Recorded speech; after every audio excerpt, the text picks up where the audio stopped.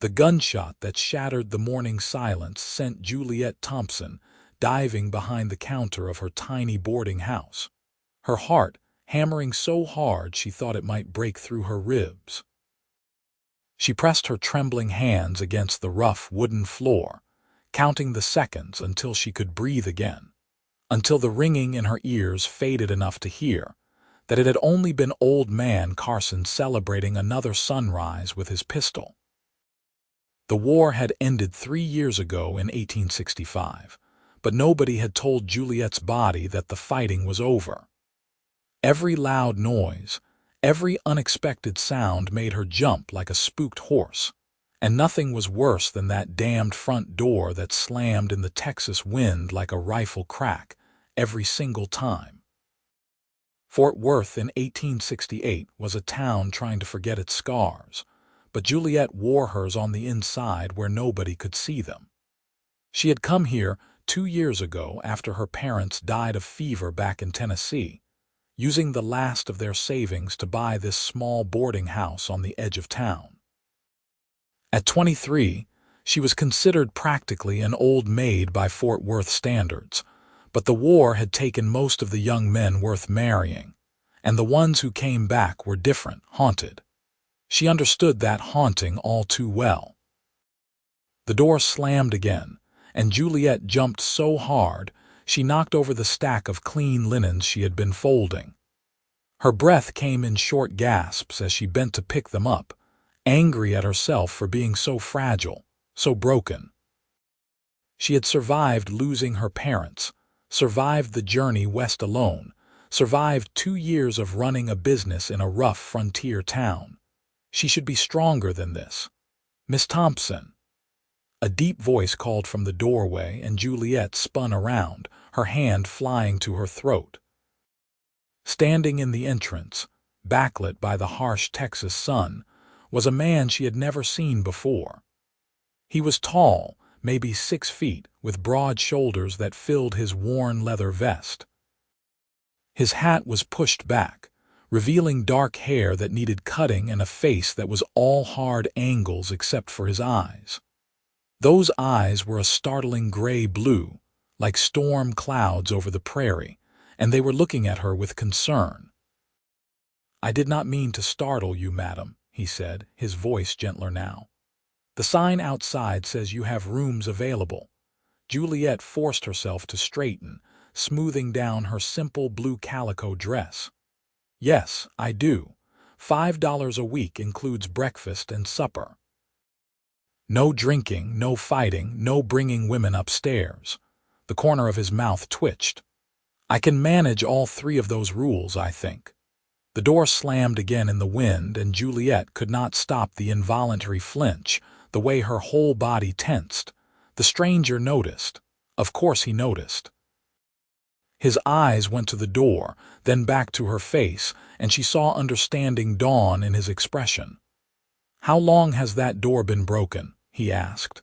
"It is not broken," Juliet said defensively. "It just needs some weight to it. I keep meaning to find someone to fix it, but the carpenter charges too much, and I can manage just fine." He set down the worn saddle bags he had been carrying. "Name is Harrison Lawson, madam. I am a drifter mostly, but I know my way around tools. If you will have me as a tenant, I would be happy to fix that door for you. This very afternoon, if you like. No extra charge, just part of being a decent boarder." Juliet stared at him. In 2 years, not one of her tenants had offered to fix anything without expecting something in return. Fort Worth was full of men who thought a woman alone was easy prey, and she had learned to be suspicious of kindness. But there was something straightforward in Harrison Lawson's gaze, something that did not make her skin crawl the way some men's attention did. "Why?" she asked bluntly. He met her eyes steadily. "Because you should not have to jump like that in your own home. Because I can fix it and it needs fixing. Because my mother raised me to help when I can." Something in Juliet's chest loosened slightly. "All right then. The room at the top of the stairs on the left is available.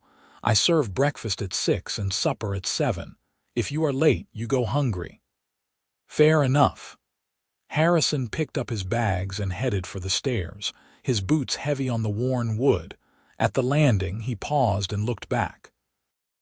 "I will fix that door after I get settled, Miss Thompson. You have my word." Juliet watched him disappear up the stairs, wondering what she had just agreed to.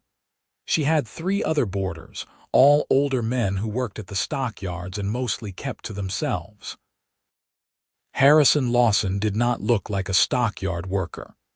His hands had been calloused but clean, and there was something about the way he carried himself that suggested a man comfortable with both hard work and hard living. She had seen enough drifters come through Fort Worth to recognize the type, men running from something or searching for something, never quite settling. The door slammed again, and this time Juliet set her jaw and did not jump.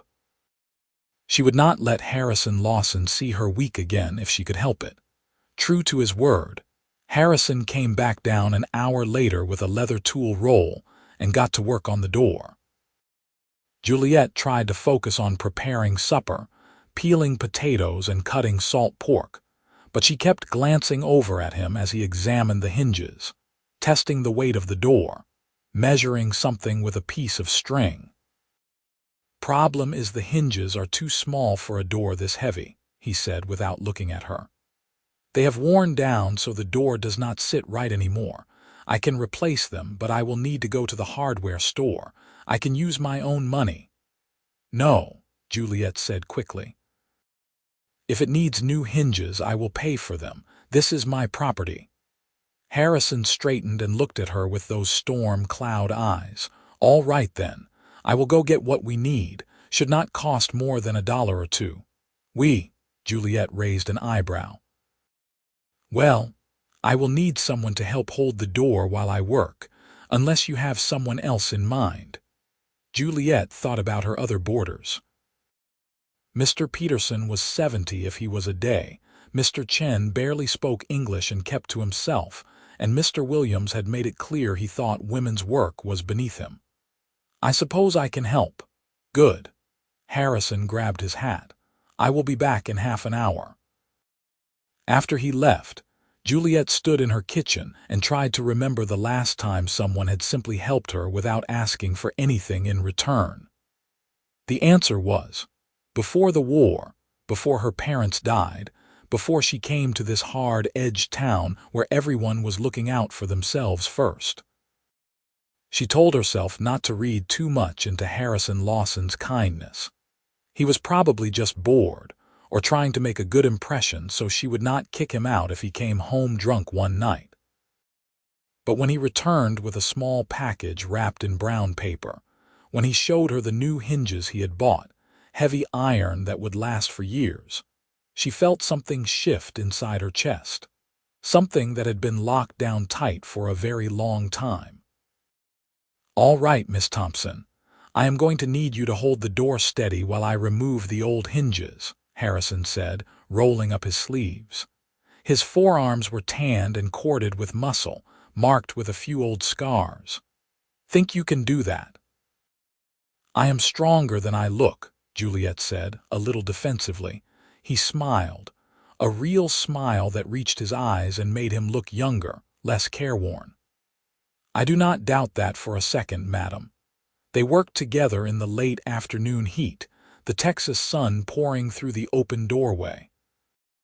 Harrison was patient and methodical, explaining what he was doing as he removed each screw, catching the door when it threatened to fall. Juliet braced her shoulder against the solid wood, feeling the weight of it, feeling capable and useful in a way she had not felt in months. "Got it," Harrison said, lifting the door free of its frame. "Let us set it down here, gentle now." They lowered the door to the floor and Juliet stepped back, wiping sweat from her forehead. "How long will this take? An hour, maybe 2. The old screw holes are stripped, so I will need to plug them with wood and drill new ones." He glanced at her. "You do not have to stay. I can manage from here." "This is my boarding house," Juliet said. "I want to see how it is done." Something flickered in Harrison's expression. Approval maybe, or respect. All right then. Can you hand me that chisel? They fell into an easy rhythm, Harrison working steadily while Juliet passed him tools, held pieces of wood steady, watched his capable hands shape and fit and fasten.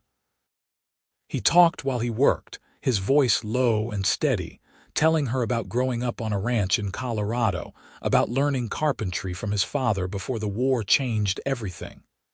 "You fought?" Juliet asked quietly. "For the Union, yes. I was 19 when I enlisted." His hand stilled on the screwdriver. "I do not talk about it much.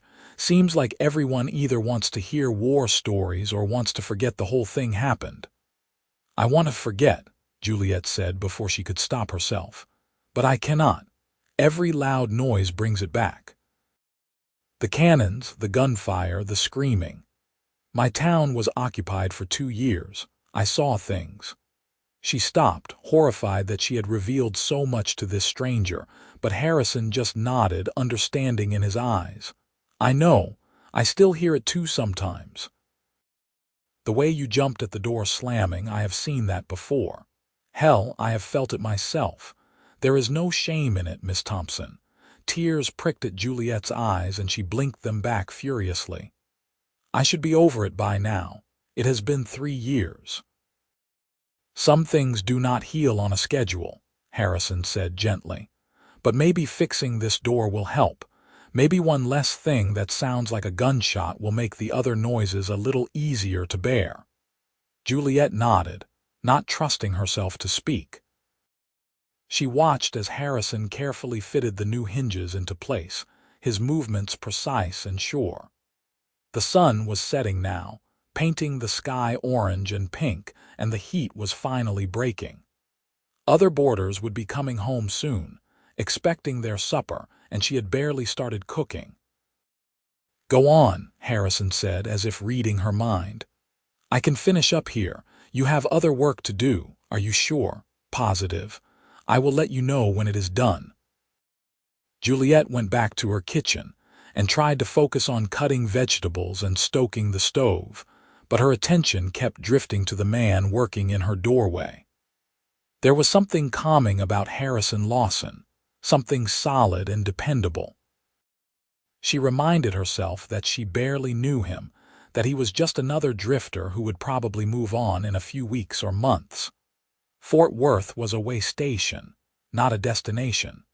Everyone was just passing through.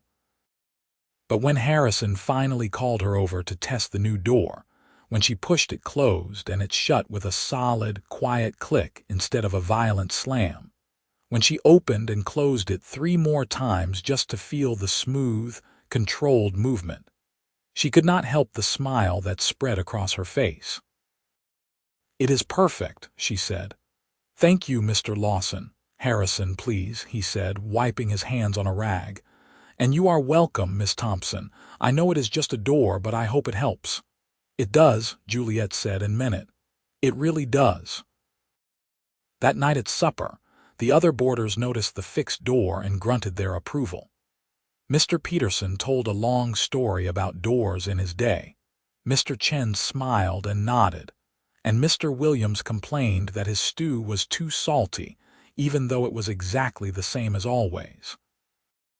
Harrison ate quietly, complimenting Juliet's cooking with simple sincerity, helping clear the dishes without being asked. After everyone had gone upstairs, Juliet stood in her empty dining room and closed the front door one more time, listening to the quiet, perfect click. Then she went to bed and slept better than she had in months. Over the next few weeks, Harrison Lawson proved to be the best boarder Juliet had ever had. He paid his rent on time, kept his room neat, and never caused trouble. He found work at a nearby ranch, riding out each morning before dawn and returning dusty and tired each evening, but he always had a quiet word of greeting for Juliet, always offered to help with the heavier chores. He fixed other things too without being asked. The loose step on the stairs, the window that stuck, the shelf in the pantry that was pulling away from the wall. Every time Juliet protested that he did not have to, he just shrugged and said it needed doing and he had the time. "You are going to spoil me," Juliet said one evening, watching him replace a broken latch on the back door. "What will I do when you leave?" Harrison's hand stilled on his work. "What makes you think I am leaving? Everyone leaves Fort Worth eventually. It is that kind of town." "Maybe," Harrison said. "Or maybe some people just have not found a reason to stay yet." Something in his tone made Juliet's heart skip, but she brushed the feeling aside. She had learned not to hope for things that seemed too good to be true. Instead, she brought him a glass of cool water and changed the subject to the weather, the cattle drives, the gossip from the general store. But she noticed things. The way Harrison's eyes followed her when she moved around the boarding house. The way he smiled when she laughed at something Mr. Peterson said. The way he positioned himself between her and any stranger who came to the door, casual but protective. And she noticed her own reactions too. The way her pulse quickened when she heard his footsteps on the stairs, the way she found excuses to be in the same room, the way she had started taking more care with her appearance, pinning her honey-colored hair more carefully, wearing her better dress. It frightened her, this growing attachment. Juliet had promised herself after coming to Fort Worth that she would never depend on anyone again, never give anyone the power to hurt her by leaving. But Harrison was slowly, steadily breaking down those walls she had built, one fixed hinge at a time. The thing that changed everything happened on a sweltering July afternoon. Juliet was at the general store, buying supplies for the week, when 3 cowboys stumbled out of the saloon across the street. They were drunk, loud, and looking for trouble. One of them spotted Juliet and elbowed his friends. "Hey there, pretty lady," he called, weaving toward her. "You look like you could use some company."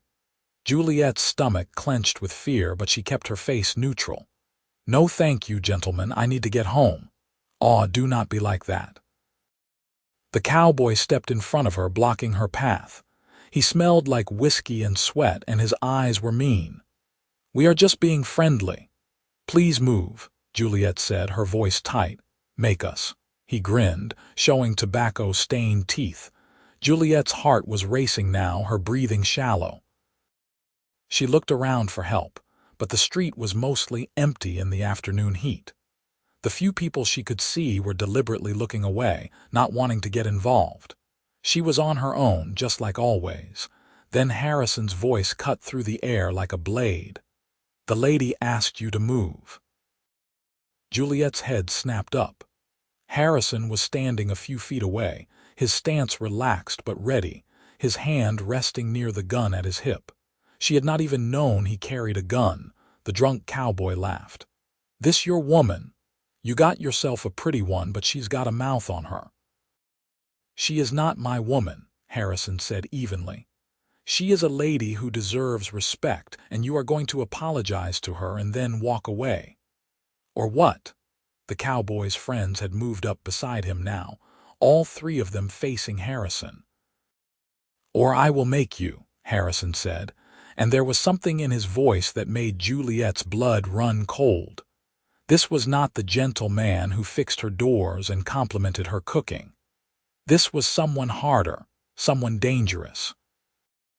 The cowboys must have heard it too, because the smart one started backing away. But the first one, too drunk or too stupid to know better, reached for his gun. He never got it clear of the holster. Harrison moved faster than Juliet could follow, his fist connecting with the cowboy's jaw with a sickening crack. The man went down hard, blood pouring from his split lip. "Anyone else?"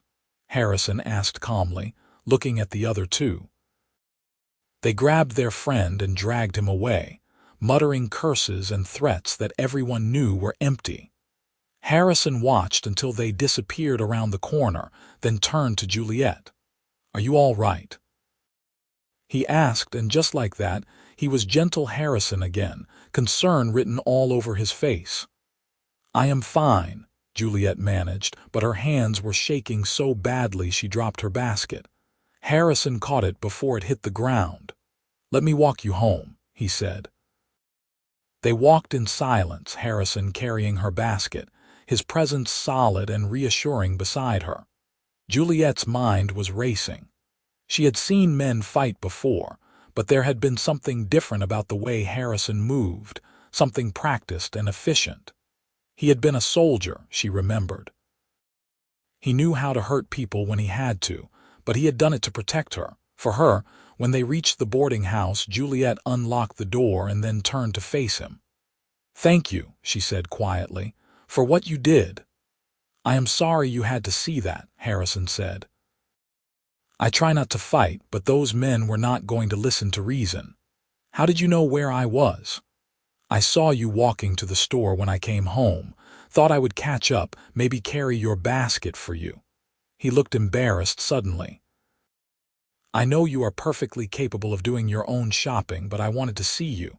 I always want to see you if I am being honest." Juliet's breath caught. "Harrison."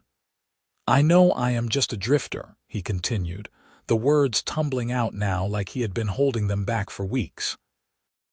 "I know I do not have much to offer, but I want to stay in Fort Worth. I want to stay here in this boarding house near you. I have been thinking maybe I could buy some land, start a small ranch. I have some savings and the work is good here. I could make a life if I had a reason to." "What reason?" Juliet whispered, even though she knew. Harrison set down the basket and took her hands in his, rough calluses against her work-worn palms. "You, Juliet. You are the reason. I know it has only been a few weeks, but I have not felt this way about anyone in my whole life. You are strong and brave and kind, and I want to be the person who fixes things for you. Not because you cannot do it yourself, but because I want to. Because making you smile is the best part of my day." Tears were streaming down Juliet's face now, and she did not bother to wipe them away. "I am scared," she admitted. "I am scared to trust this, to trust you. Everyone I have ever cared about has left me one way or another." "I am not going anywhere," Harrison said fiercely. "I swear to you, Juliet, I am not going anywhere unless you tell me to go." "I do not want you to go," Juliet said, and then she was in his arms, his strong arms wrapping around her like a shelter from every storm she had ever weathered. She pressed her face against his chest and let herself cry, really cry, for the first time in years. Harrison held her through it all, one hand stroking her hair, murmuring soft reassurances that she was safe, that he had her, that everything would be all right. When she finally pulled back, Harrison cupped her face in his hands and looked at her like she was something precious. "Can I court you proper?" he asked. "Can I take you to church socials and buy you ribbons and sit on your porch and bore you with my dreams for the future?" Juliet laughed, shaky but real. "Yes. Yes to all of it." Harrison kissed her then, soft and sweet and full of promise. It was Juliet's first kiss, and it felt like coming home after a long, hard journey. When they broke apart, she was smiling so wide her cheeks hurt. "I should probably go in," she said reluctantly. "I have supper to make." "Can I help?" Harrison asked. "You always help," Juliet pointed out. "Good. I plan to keep doing it for a very long time." They went inside together, and Juliet did not jump when the door closed quietly behind them. The hinges Harrison had fixed held steady and true, just like the man who had installed them. Over the next 6 months, Harrison courted Juliet with old-fashioned determination. He bought a small parcel of land just outside Fort Worth and started building a ranch, working his hired job during the day and his own land in the evenings and weekends. Juliet watched his dream take shape. A modest house rising board by board, a barn and corral and fences marking boundaries and possibilities. He took her to church every Sunday, sitting beside her in the pew with his hat in his hands, singing hymns in a surprisingly good baritone. He bought her ribbons and hairpins, and once, memorably, a beautiful shawl that must have cost him a week's wages. He sat on her porch on warm evenings and told her about his plans, his hopes, his fears. And slowly, carefully, Juliet opened up in return, telling him about her parents, about the war, about the loneliness of the past 2 years. They were not alone in noticing the growing attachment. The whole town watched Harrison Lawson court Juliet Thompson with approval. Fort Worth needed more good women and more steady men, and the two of them together seemed like the promise of something better, something more civilized than the rough edges the town usually showed on Christmas Eve. Harrison knocked on Juliet's door with a small wooden box in his hands. She let him in, noticing how nervous he looked, how his hands trembled slightly as he held out the box. "I made this for you," he said. "It is not much, but I wanted you to have something special." Juliet opened the box and found a delicate wooden bird inside, carved with incredible detail and skill. "Harrison, it is beautiful. You made this. My father taught me to carve before he died. I have not done it in years, but I wanted to make you something that would last." He took a deep breath. "Juliet, this past half-year has been the happiest of my life. You make me want to be better, do better, build something that matters. I love you. I love your strength and your courage and the way you hum when you cook and the way you laugh at Mr. Peterson's terrible jokes. I love everything about you, and I want to spend the rest of my life proving it." He dropped to one knee, pulling a simple gold band from his pocket. "Will you marry me? Will you leave this boarding house and come live on the ranch with me? I know it is not much yet, but I will work every day to make it a good home for you. For us. For the family I hope we will have someday." Juliet looked down at this man kneeling before her, this good, kind, steady man who had fixed her broken door and somehow fixed her broken heart in the process. "Yes," she whispered. "Yes, Harrison, I will marry you." He stood and kissed her, deep and loving, and Juliet felt the last of her fear melt away. She was not giving up her independence by loving Harrison. She was choosing to build something better than she could have built alone. They were married in February of 1869, in the small church in Fort Worth with half the town in attendance. Juliet wore a cream-colored dress that Mrs. Peterson had helped her sew, with lace at the collar and cuffs. Harrison wore a new suit that he had bought specially for the occasion, his hair neatly trimmed, his eyes never leaving his bride's face. When the preacher pronounced them husband and wife, when Harrison kissed her in front of God and everyone, Juliet felt a joy so profound it almost frightened her. She had been alone for so long, had convinced herself she preferred it that way.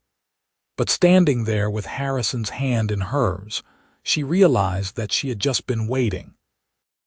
Waiting for a man who would fix broken hinges without being asked, who would stand up to drunk cowboys on her behalf, who would court her with patient devotion until she was ready to trust again.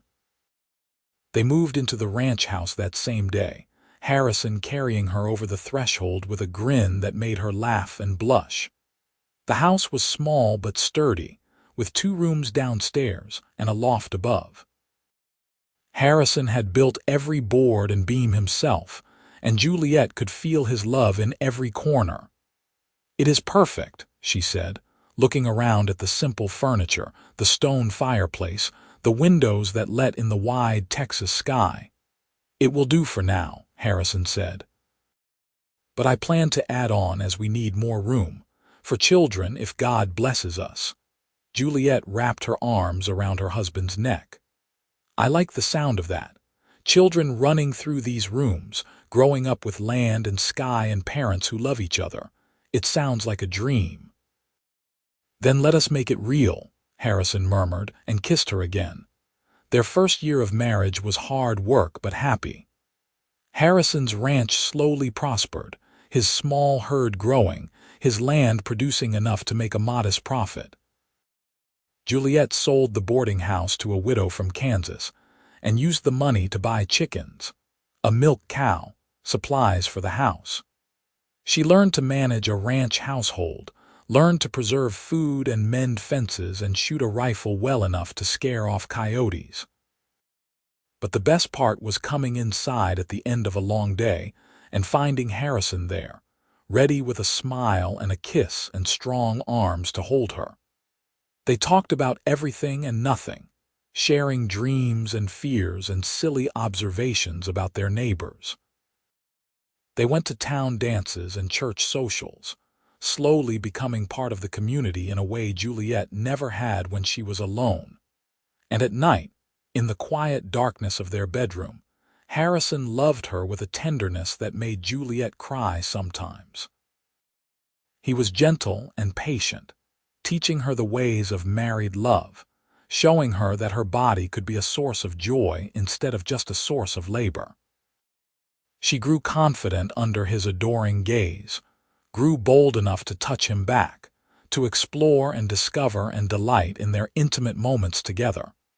In the spring of 1870, Juliet realized she was pregnant. She waited to be sure, counted and recounted the weeks, and then told Harrison one evening over supper. He went completely still, his fork halfway to his mouth. "Are you certain?" "As certain as I can be. I think the baby will come in November." Harrison dropped his fork and came around the table so fast he nearly knocked over his chair. He pulled Juliet into his arms and buried his face in her hair. "A baby," he said, his voice thick with emotion. "We are going to have a baby. Are you happy?" Juliet asked, even though she could feel the answer in every line of his body. "Happy does not even begin to cover it," Harrison said. "Juliet, you have given me everything.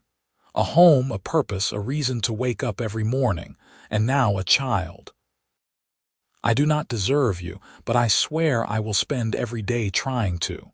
"You deserve everything good," Juliet said fiercely. "You are the best man I have ever known, and you are going to be a wonderful father." The pregnancy was not easy. Juliet was sick for the first few months, barely able to keep anything down. Harrison hovered anxiously, bringing her weak tea and dry toast, rubbing her back when she was ill, worrying himself sick until the local doctor assured him that this was normal and would pass. It did pass, and by summer, Juliet was blooming. Her belly swelled with their child, and Harrison could not stop touching it, marveling at the life they had created together. He talked to the baby constantly, telling stories about the ranch, about Fort Worth, about the grandparents the child would never meet but would hear about constantly. He was also ridiculously overprotective. He did not want Juliet lifting anything heavy, riding horses, or working too hard in the sun. Juliet found it both touching and annoying, especially when he tried to stop her from collecting eggs. "Harrison, I am pregnant, not made of glass," she said one morning, exasperated. "Women have been having babies since the beginning of time. I can gather eggs." I know, Harrison said, looking sheepish. "I just worry, what if something happens? What if I lose you?" Juliet's irritation melted. She took his face in her hands and kissed him gently.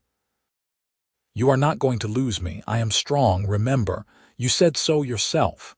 I survived a war and 2 years alone in a frontier town. I can survive having our baby." "I know you can," Harrison said. "I just love you so much it scares me sometimes." "I love you too," Juliet whispered. "Now, let me get those eggs before the chickens decide to hide them somewhere difficult."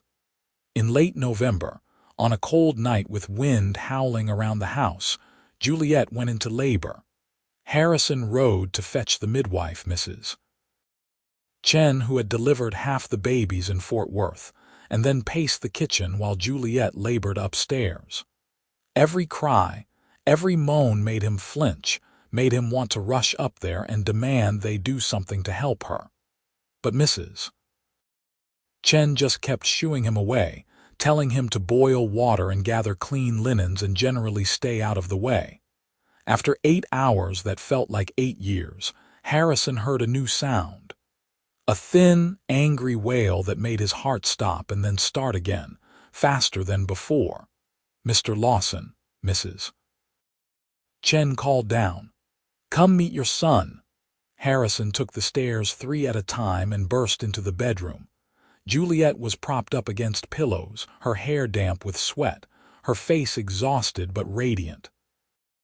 In her arms was a tiny bundle wrapped in a quilt Juliet's mother had made, and Harrison could just see a small red face, eyes squeezed shut, mouth open in outrage at being born.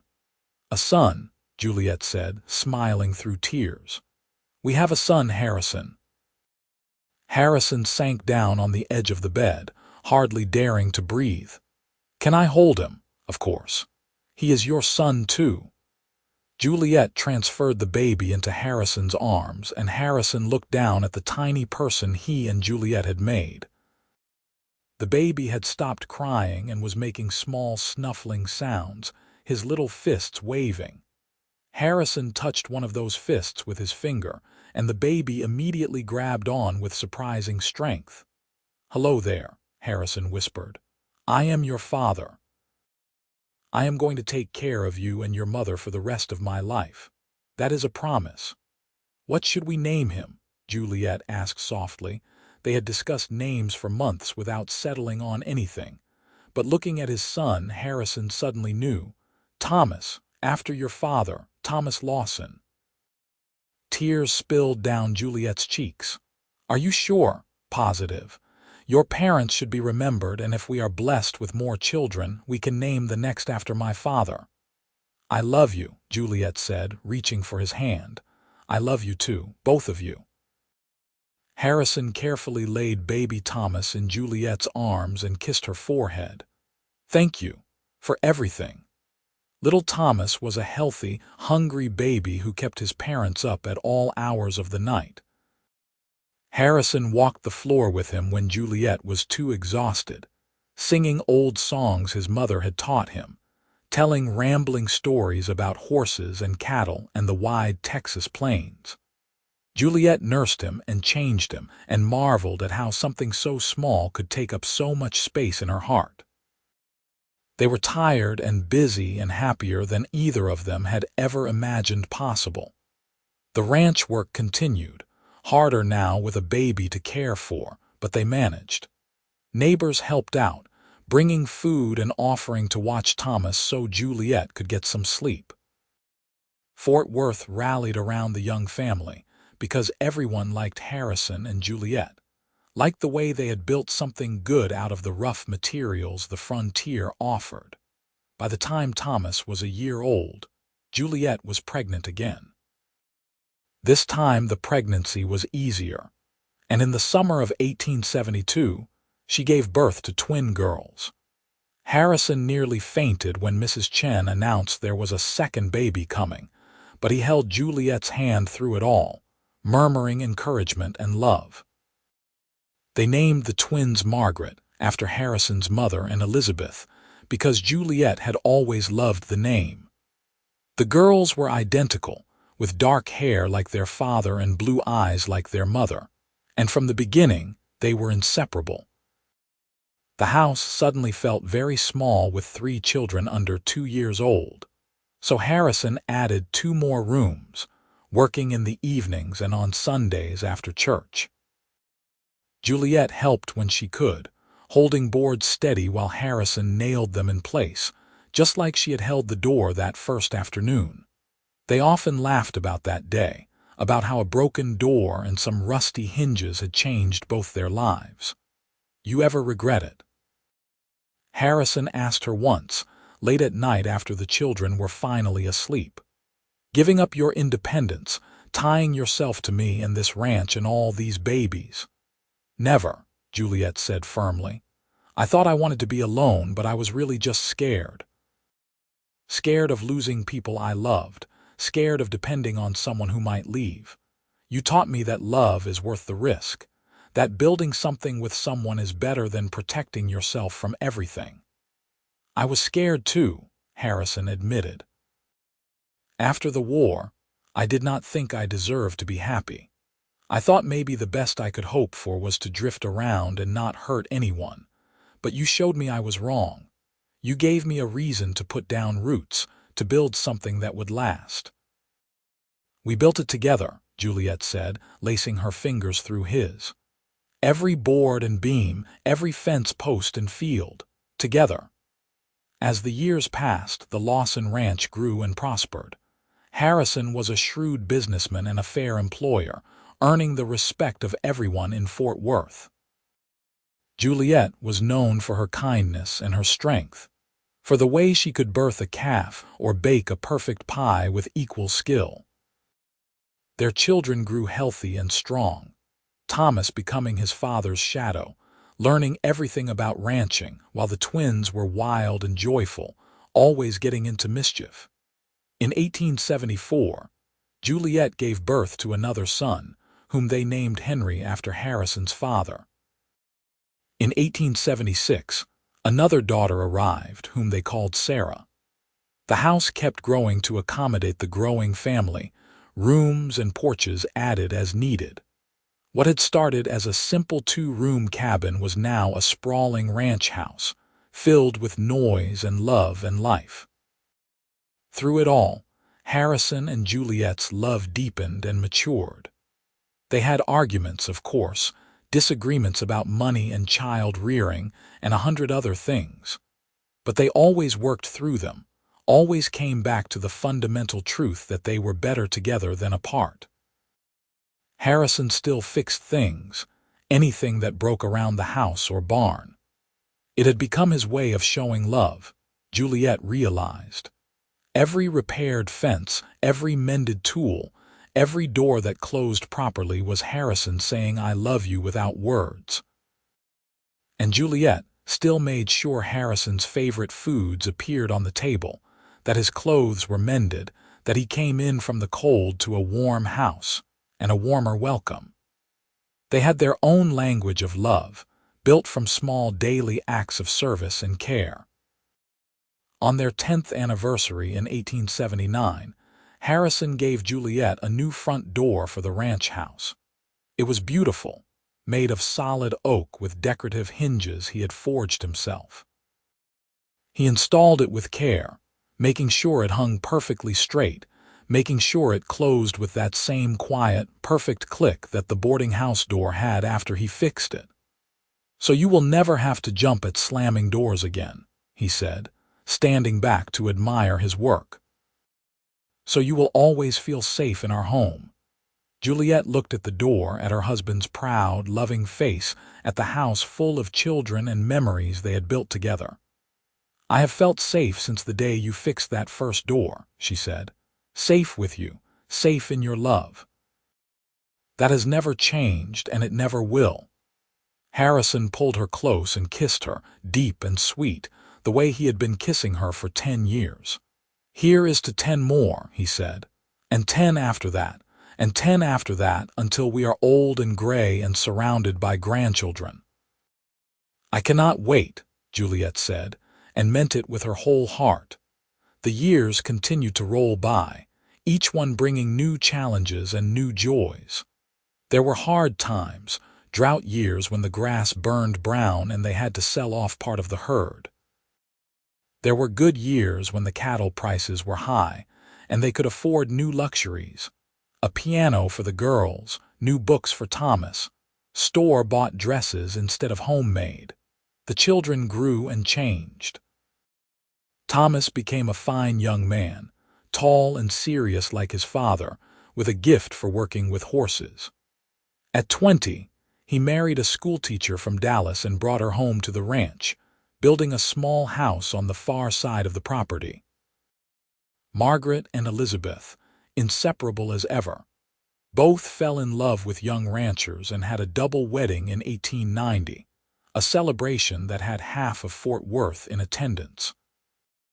Henry followed in his father's footsteps, taking over more and more of the ranch work as Harrison's hair turned gray and his back started to ache on cold mornings. Sarah, the baby, surprised everyone by announcing she wanted to go to college to study teaching. Harrison and Juliet scraped together the money to send her, proud beyond words of their youngest daughter's ambition. By 1895, Harrison and Juliet were in their 50s, grandparents many times over. The ranch was run mostly by Thomas and Henry now, though Harrison still went out every day, still checked fences and cattle, still could not quite believe that this life was his. On a warm spring evening, Harrison and Juliet sat on the porch of the house he had built for her more than 25 years ago. Their grandchildren played in the yard, running and shrieking with joy while their parents called for them to settle down.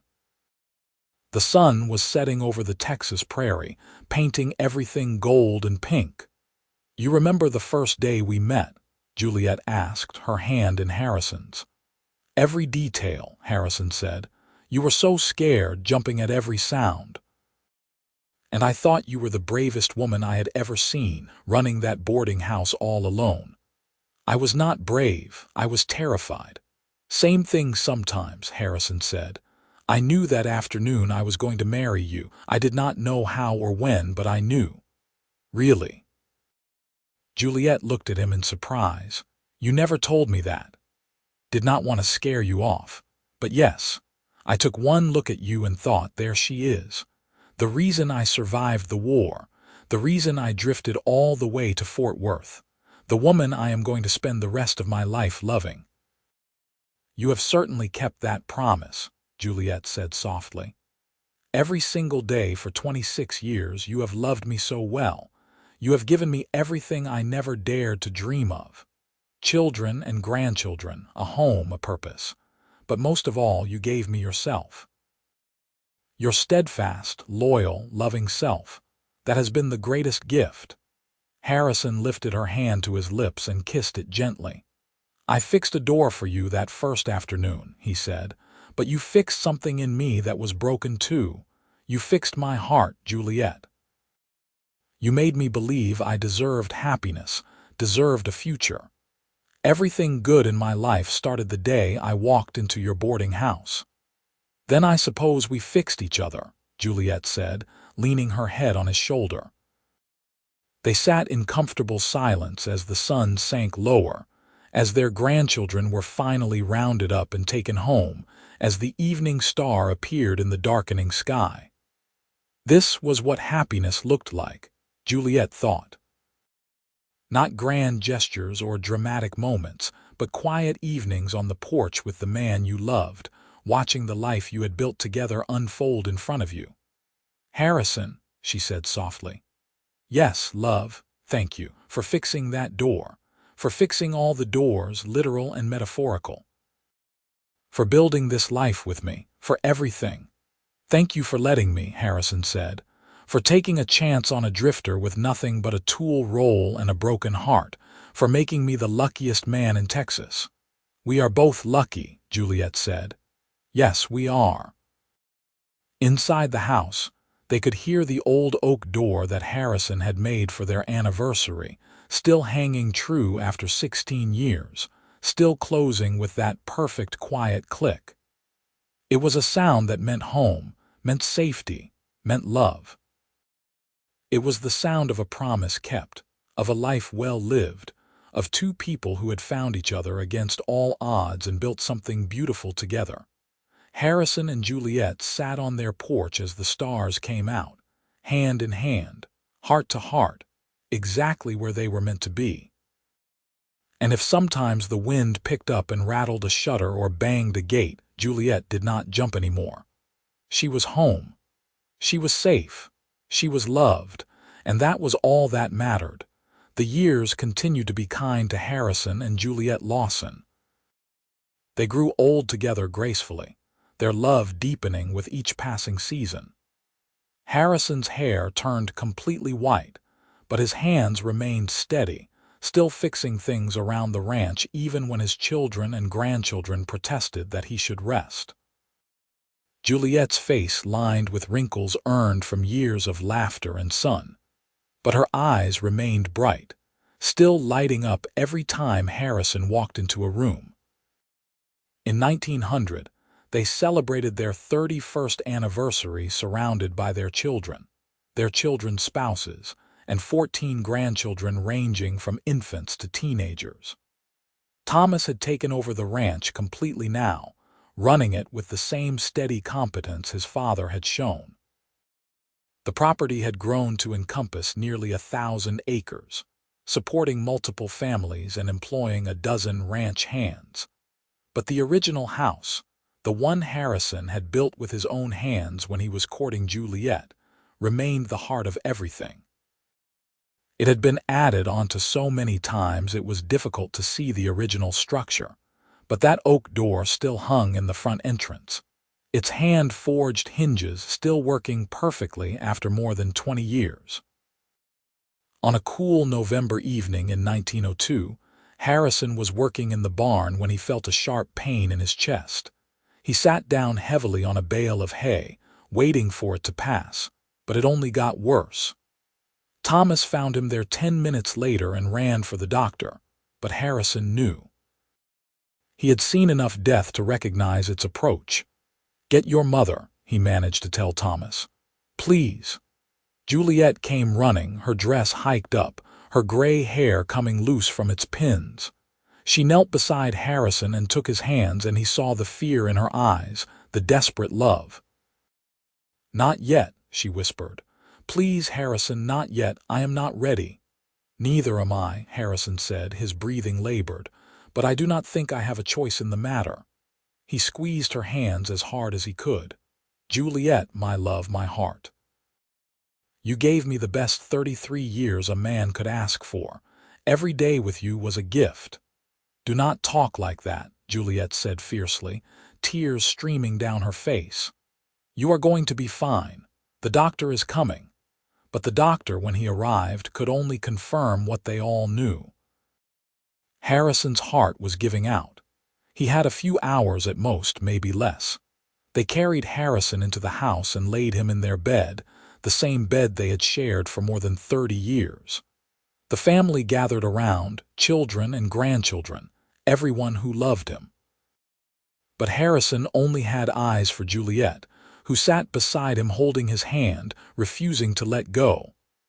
"I want you to promise me something," Harrison said when the room had quieted. "Anything," Juliet whispered. "Promise me you will be happy. After I am gone, promise me you will not lock yourself away." "You are only 57, Juliet. You could have another 20 years, 30 even. I want you to live them. I want you to laugh and spend time with our grandchildren and maybe even find someone else to love." "There will never be anyone else," Juliet said firmly. "You are it for me, Harrison Lawson. You always have been." "You said that about being alone too," Harrison reminded her gently. "Before you met me, you thought you would never love anyone, but you did. You loved me, so do not close yourself off after I am gone. Promise me." "I promise to try," Juliet said, because she could not refuse him anything, not now. "But you are the love of my life, Harrison. No one could ever replace you." "They would not replace me. They would just keep you company." Harrison's breathing was getting shallower now, his grip on her hand weakening. "I love you, Juliet. I have loved you from the moment I saw you jump at that slamming door, and I will love you beyond this life, wherever I am going next." "I love you too," Juliet sobbed. "So much. More than I ever thought I could love anyone." Harrison's eyes drifted closed. "That door," he murmured, "fix the hinges. Best thing I ever did." "Best thing you ever did was stay," Juliet whispered. "You stayed, Harrison. You kept your promise. You never left me." "Never," Harrison agreed, his voice barely audible now. "Never wanted to be anywhere but with you." Those were his last words. His breathing slowed, stuttered, and stopped.